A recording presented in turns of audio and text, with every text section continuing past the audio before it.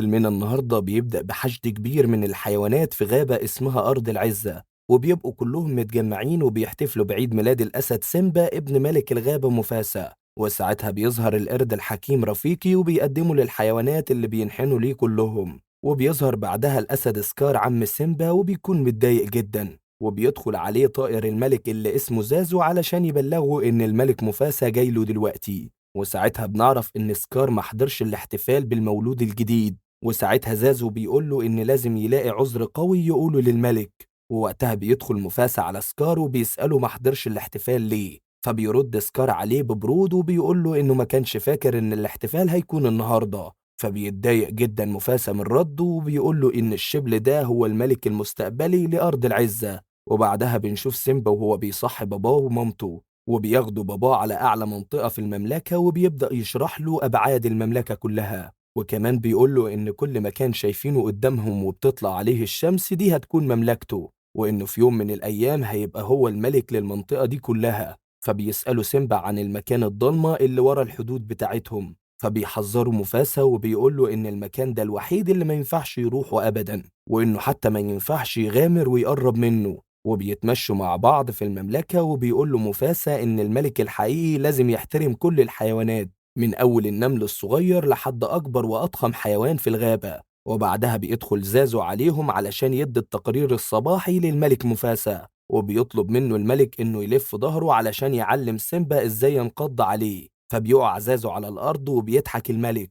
وبيظهر لهم حيوان من تحت الأرض وبيقول للملك إن الضباع ظهرت. فبيؤمر الملك مفاسا زازو إنه ياخد سيمبا ويروحوا للبيت، ولكن سيمبا بيكون عايز يروح مع الملك مفاسا، لكن مفاسا بيرفض وبيزعق لسيمبا جدا. وساعتها زازو بيقول له إنه في يوم من الأيام هو اللي هيكون الملك وهيقدر يحارب الضباع بنفسه. وبيروح بعدها سيمبا لعمه سكار وبيقول له إنه هو اللي هيبقى الملك بعد والده مفاسا، وإن والده خلاه يشوف المملكة كلها. فبيرد عليه وبيقول له أكيد مفاسا مرضيش يوريك المنطقة اللي بره الحدود الشمالية. فقال له سيمبا إن باباه حذره منها وقال له إنه ما ينفعش يقرب منها نهائي. وساعتها سكار بيقول له إن الأسود الشجعان بس هم اللي يقدروا يروحوا لهناك، وبيعرفوا كمان إن هناك في مقبرة الأفيال، وبيطلب منه سكار إن محدش يعرف السر ده أبدا. فبيروح بعدها سيمبا لمامته وهي قاعدة مع صاحبتها، وبيطلب منهم إنه ياخد نالا صاحبته معاه علشان يطلعوا يلعبوا مع بعض شوية.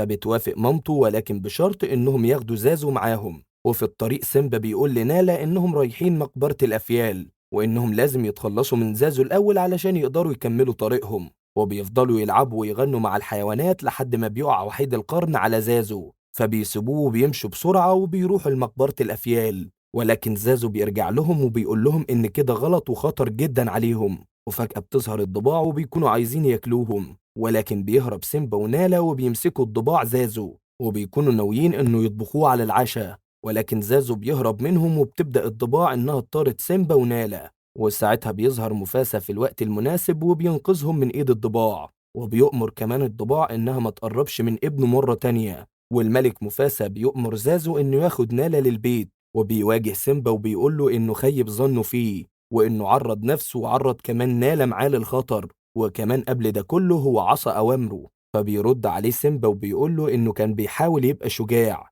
فبيقول له باباه إن الشجاعة مش إنك ترمي نفسك في التهلكة، وبيطلب من سيمبا إنه يبص للنجوم، وبيقول له إن كل الملوك بيبصوا علينا من خلال النجوم دي. وبعدها بيظهر سكار بعد ما بيروح للضباع وبيديهم حتة لحمة هدية، وبيطلب منهم إنهم يخلصوا على مفاسا علشان يبقى هو ملك الغابة، وساعتها هيطلعوا من الجحور اللي هم عايشين فيها دي. وفعلا بيبدأوا في تنفيذ خطتهم وبيروح سكار لسيمبا وبياخدوا المكان فاضي، وبيطلب سكار من سيمبا إنه يستنى في المكان ده علشان هو محضر له مفاجأة كبيرة. وبعدها بنشوف الضباع وهم بيحاولوا يهيجوا قطيع من الجاموس، وبيحاولوا كمان يوجهوهم في الطريق اللي هو واقف فيها سيمبا. وساعتها بنشوف سيمبا وهو بيحاول يجري بسرعة علشان يهرب منهم، وبيروح سكار بسرعة لمفاسا وبيقول له إنه ابنه في خطر، وبيعرفوا إن سيمبا واقف في الطريق اللي بيجري فيها القطيع بتاع الجاموس. وبيطلب سكار من مفاسا إنه يساعد ابنه بسرعة، وبينجح مفاسا فعلا في إنقاذ سيمبا لكن ما بيعرفش ينقذ نفسه. وبيطلب في الوقت ده من أخوه سكار إنه يساعده، ولكن سكار بيغدر بيه وبيرميه من فوق المنحدر.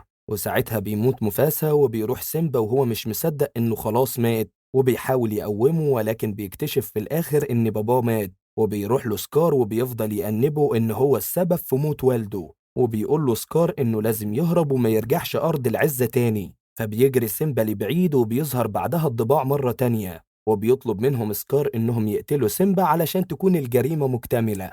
وبيفضل سيمبا يجري وبيحاول يهرب منهم في كل مكان، وساعتها بيشوفوه الضباع وهو بيجري في صحراء قاحلة. فبيتكلموا مع بعض وبيقولوا إنه هيموت لوحده. وبيفضل سيمبا يجري في الصحراء دي وما بيكونش عارف يروح فين. وبنرجع بعدها لسكار اللي بيعلن نفسه ملك للغابة، وإن العهد الجديد هيبقى فيه تحالف ما بين الأسود والضباع. وبيظهر بعدها نمس وخنزير اسمهم تيمون وبومبا، وبيلاقوا سيمبا وهو مغمى عليه في وسط الصحراء. وبعد ما بيفوقوا سيمبا بيلاقوا سيمبا بيقول الكلام اللي قاله له والده، وهو إنه هيكون ملك عظيم لأرض العزة. فبيفضل تيمون وبومبا يضحكوا وبيتريقوا عليه. فبيتضايق سيمبا منهم وبيسيبهم وبيمشي. وفي اليوم اللي بعده بيتمشوا في الغابة، وبتظهر نالا فجأة، وبنشوفها وهي بتطارد تيمون وبومبا وبتكون عايزة تصطادهم. ولكن سيمبا بيدافع عنهم وبيتخانق معاها. وفجأة بيتعرف عليها، وكمان بيعرف إنها نالا، وهي كمان بتعرف إنه سيمبا ابن مفاسا.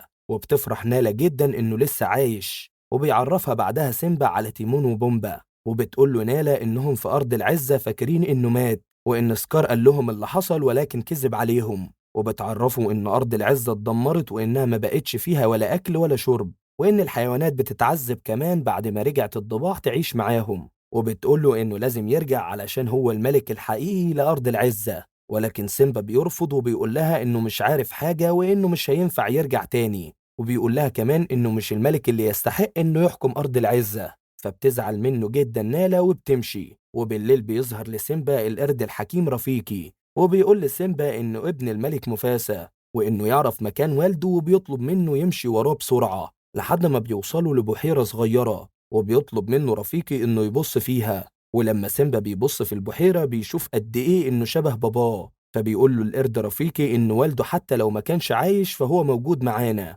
وبيعرفه إن والده عايش جواه. وفجأة بيظهر مفاسا في السماء على هيئة نجوم، وبيطلب من سيمبا الرجوع لأرض العزة، وبيقول له إن هو الملك الحقيقي. وبعدها بيقول القرد الحكيم لسيمبا إن أي وجع في حياتنا يا إما بنهرب منه يا إما بنتعلم منه. وساعتها سيمبا بيقرر يرجع ويتحدى سكار. ولما بيرجع لأرض العزة بيلاقيه مكان فاضي وضلمة وكمان وحش جدا. ونالا لما بتعرف إنه هيرجع ويواجه سكار بتقرر تساعده هي وتيمون وبومبا. وبيبدأ تيمون وبومبا إنهم يلهوا الضباع اللي بيبقوا موجودين عند خيمة سكار.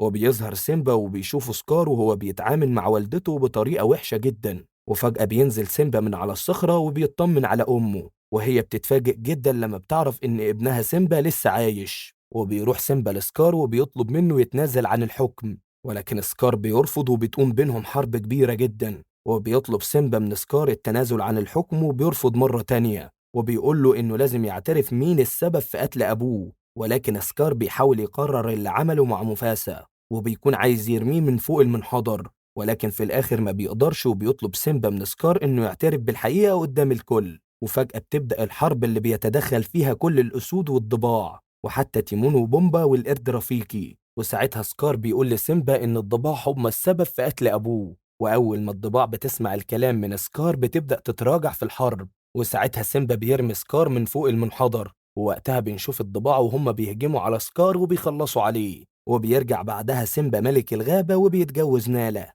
وبيخلفوا شبل صغير، وبترجع الحياة مرة تانية لأرض العزة. وبكده يكون ملخص الجزء الأول من فيلم ذا لاين كينج انتهى على خير. ولو حابين نعمل ملخص الجزء الثاني من فيلم ذا لاين كينج ياريت تكتبوا لنا في التعليقات. سلام.